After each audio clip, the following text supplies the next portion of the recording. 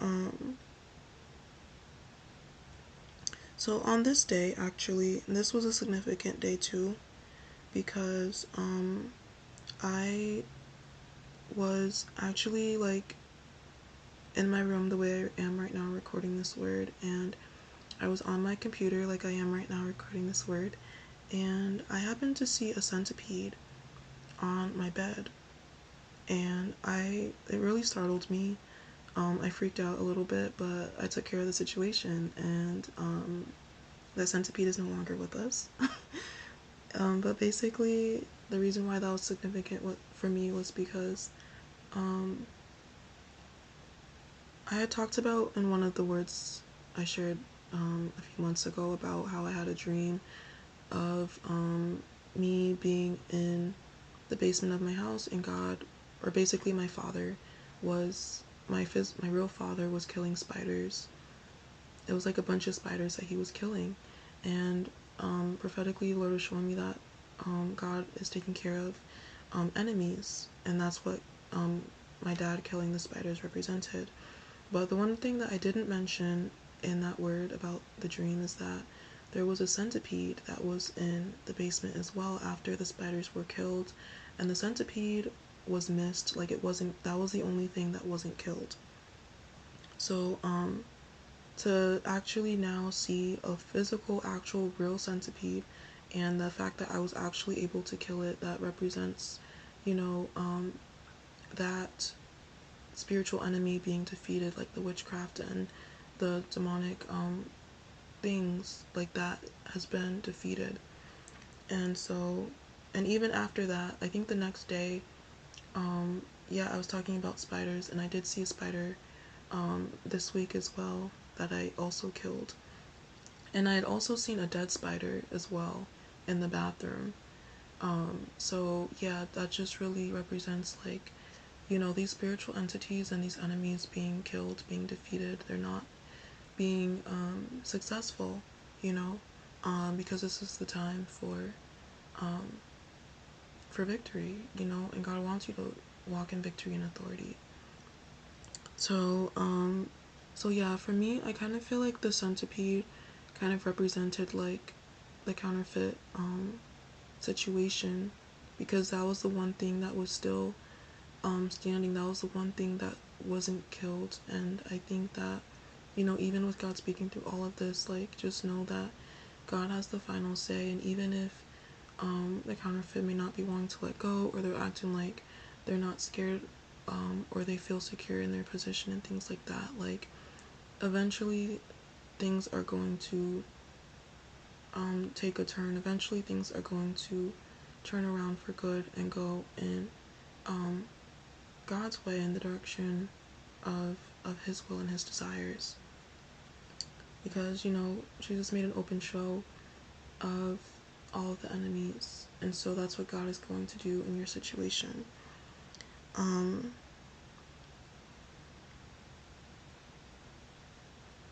and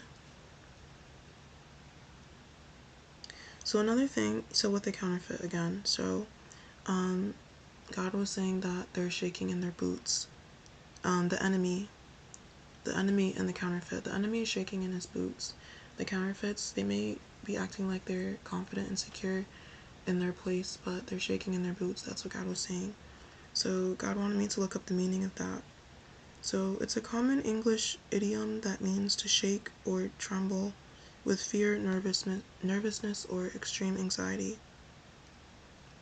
So so that's basically what's going on right now.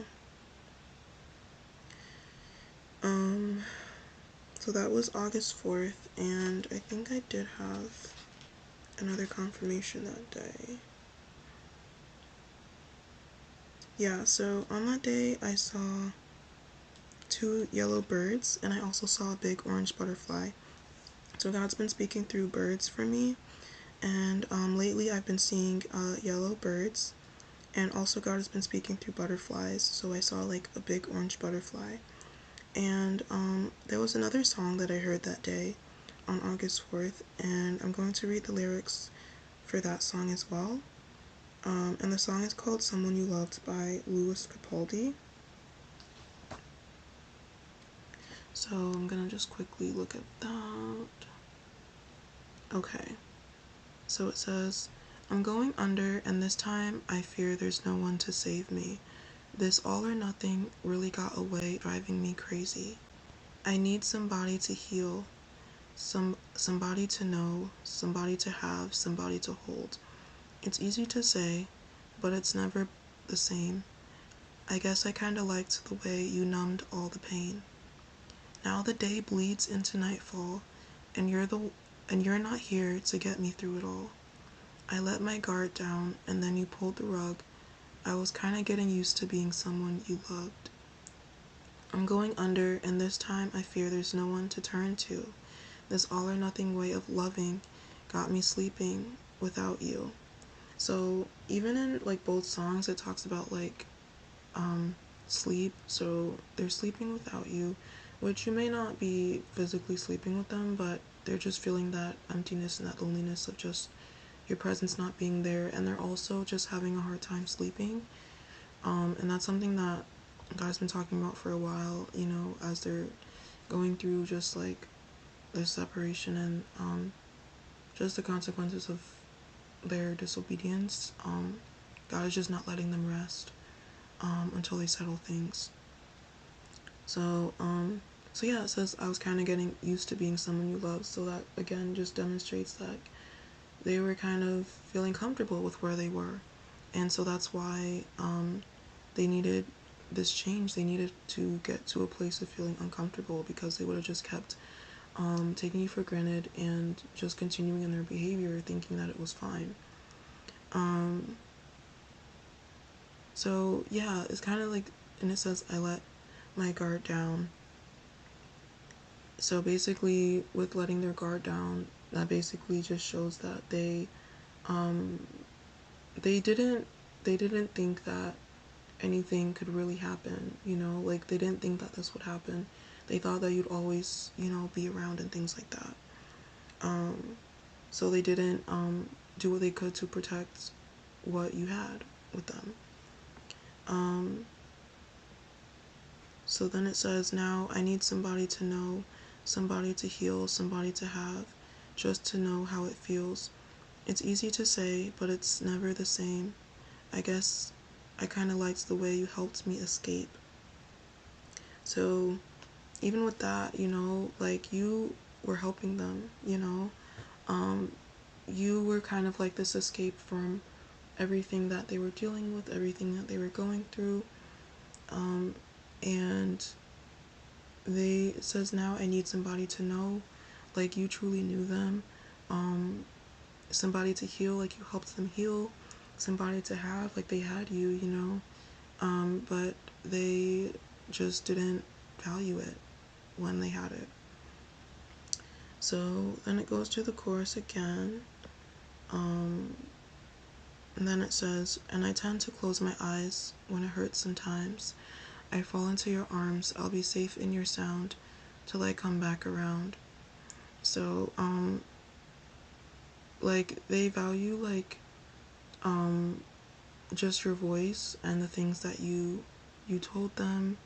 Um, you know, they can't, like, it's, if you're in separation, they're not actually, like, you know, communicating with you, but, like, um, just your voice even just is meaningful to them. Um, so then it goes through the chorus again, and that's pretty much the song. So I let my guard down, then you pulled the rug. I was kind of getting used to being someone you loved.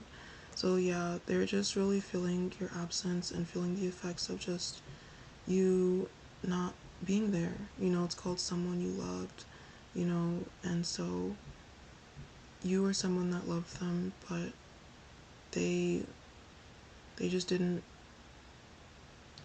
even with God, you know, like God loved them and they didn't fully embrace him, and they didn't fully embrace you either. So they're kind of just going through the devastation from that. So that was on August 4th. So now it's August 5th. And so God was saying, that their judgment is the harvest of them being with a counterfeit, and that their judgment is your absence.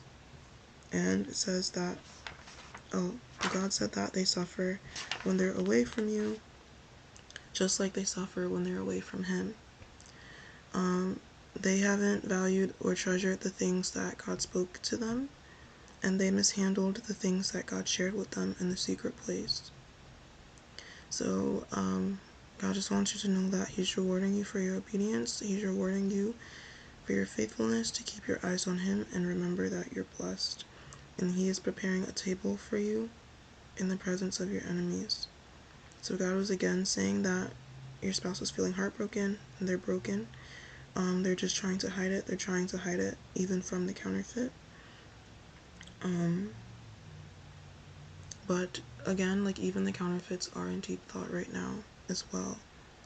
And God has been allowing this connection because they, like, even the counterfeit is able to see, like, your connection with your person, you know, like, they're kind of, like, going over things, you know, and they kind of recognize that the connection that you have with them is different, and it's not like it is with them, you know. And God said that they won't be able to maintain their composure for much longer. So to just be patient because things are changing soon and He is fighting for you. So if there's any, like, still instructions that God is leading you to do, to just kind of finish up with those things and focus on those things. So then August 6th, God said, let them come to you. They know it's you. God has been showing them the error of their ways. God is heating things up because the time is now. So you may have been feeling kind of like love for them, heat for them, passion for them, things like that. They want to make things right with God, and that's why they're going to make things right with you. And so with that, because with it saying, like, they want to make things right with God and with you, God led me to Psalm 32.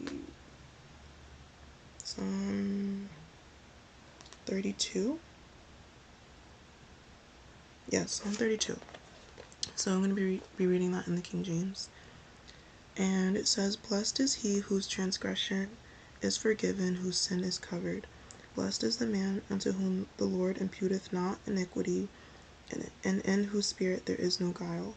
When I kept silence, my bones waxed old through my roaring all the day long, for day and night thy hand was heavy upon me.